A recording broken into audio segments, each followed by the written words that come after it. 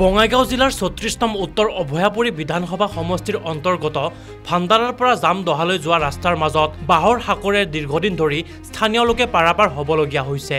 প্ৰায় ২০খনৰো অধিক গাঁৱৰ ৰাইজৰ লগতে ১৫খন স্কুল কলেজৰ ছাত্ৰ ছাত্ৰীয়ে এই বাঁহৰ সাঁকোৰে নিত বিপদজনকভাৱে অহা যোৱা কৰে।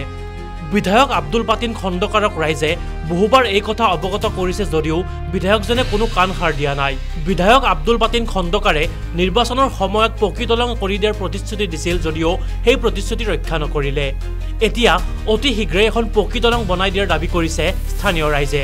আমাৰ দলংখন যাতে চৰকাৰে মেৰামতি কৰি দিয়ে, এই দলংখনেৰে প্ৰায় নিতৌ ২০খনৰো অধিক গাঁৱৰ ল'ৰা ছোৱালী, স্কুল কলেজৰ ল'ৰা ছোৱালী, কৃষিজীৱী ৰাইজ আৰু যিবিলাক কৃষি উপাৰ্জিত যিবিলাক সামগ্ৰী, এই মেইন যিটো এইটো পথ, এই পথেৰে আৰু এই দলংখনেৰে নিতৌ পাৰাপাৰ হয়।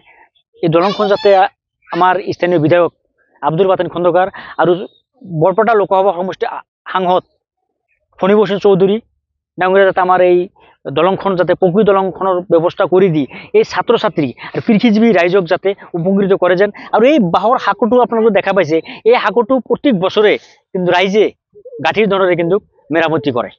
আৰু বিশেষকৈ ক'ব লাগিব, বিধায়কগৰাকী কিন্তু প্ৰতিশ্ৰুতি ৰক্ষা কৰা নাই। MLA LADৰ ফাণ্ড ১ পৰা ১.৫ লাখ টকা দি বাঁহৰ সাঁকো নিৰ্মাণ কৰাৰ কাৰণে এটা ব্যৱস্থা কৰিছিল, তাৰ পৰা প্ৰতিশ্ৰুতি দিছিল যে পকী দলঙৰ ব্যৱস্থা কৰি দিম, এতিয়ালৈকে কৰা নাই। বিধায়কগৰাকী যদি আপুনি প্ৰতিশ্ৰুতি মনত আছে, আপুনি সোনকালে পকী দলঙৰ ব্যৱস্থা কৰি দিয়ক। অভয়াপুৰীৰ পৰা আনিছ আলী, নিউজ ডেস্ক ৰিপৰ্ট।